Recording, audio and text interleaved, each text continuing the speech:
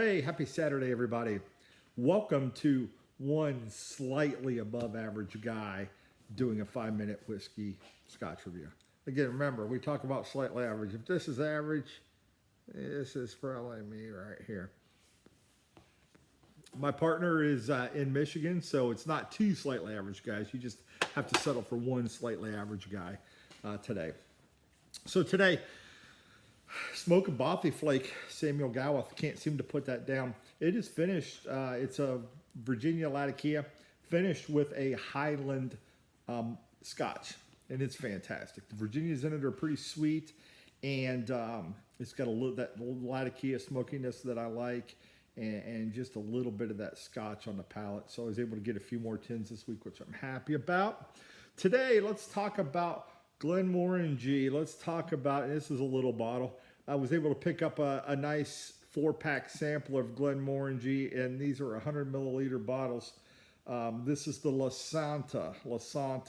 It's a 12-year. And remember, when we talk about age statements, it doesn't mean that means the youngest. This is a single malt. So, but when we talk age statements, we talk about that being the youngest whiskey that is in that bottle.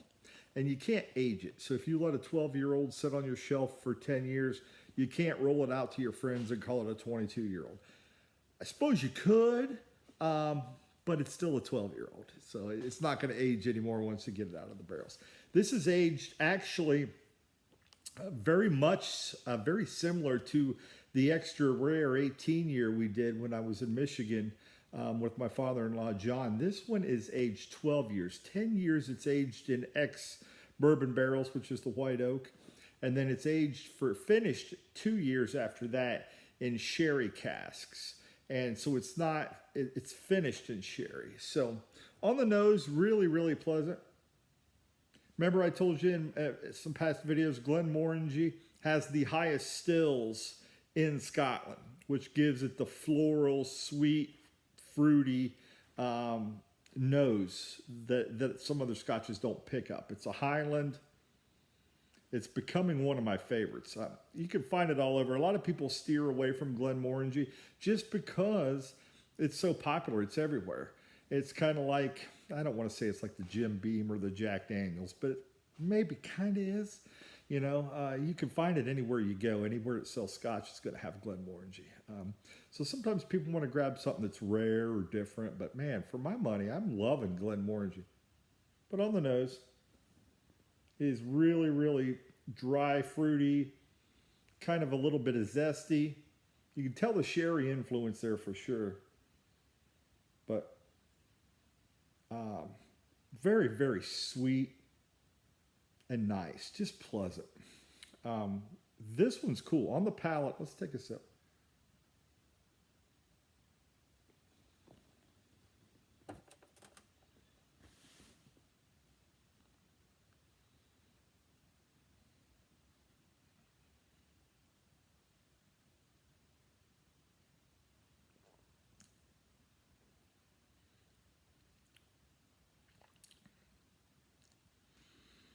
See, I'm working on my scotch drink in there, how to warm it up in your mouth.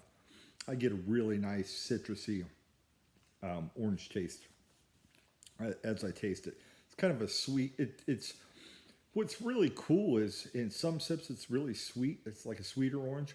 In another sip like that one, it's more of a tart orange, but very, very pleasant.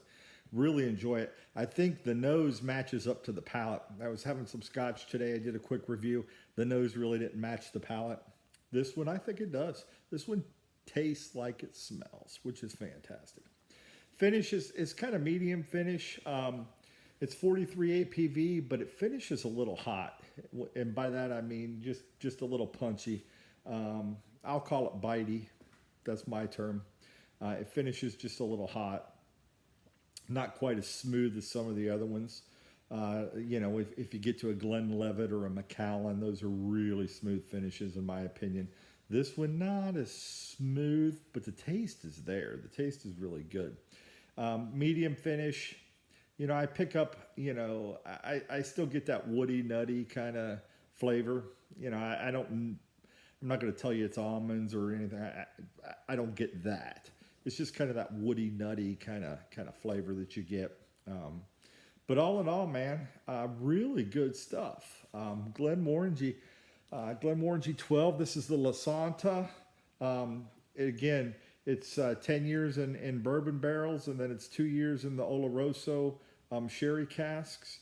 And it's a fantastic one. It's a great little, the price point on it's probably 40, 45 bucks. It's not terrible. For a single malt, it's going to do you well. You're going to enjoy it. If you're just getting into scotches, this one might be a middle of the road. I don't know if I would give this one, if this is your first scotch, I don't know if I'd tell you to go pick that up off the shelf and drink that first. You know, if I gave you a recommendation to do that, I would tell you go find a green bottle of Glenlivet 12. They say that the Glenlivet 12 double oaked, the new formulation that came out this year in May, they say it's the same as the green bottle. I call BS. I don't think it's the same. I think the green bottle is much more butterscotchy, much more sweet, much more smooth. And I've been trying to find me a bottle or two of it because I'm just not finding it. I'm finding the double oaked.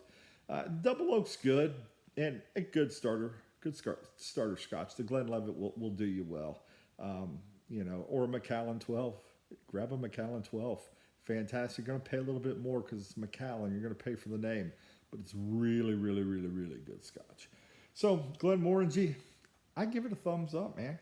Get you a bottle of Lasanta 12, especially if you like that citrusy.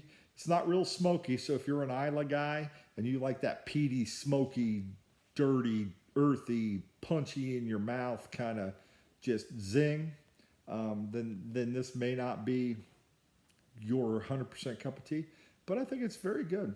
I'm going to throw a little bit of distilled water in it, maybe see if I can open it up a little bit and play around with it, but man, this is good. So I ran over my 5 minutes. I apologize. Thanks for sticking with me. Wishing you all the blessings in the world. We'll catch you later. Have a great Saturday, everybody. Enjoy your night.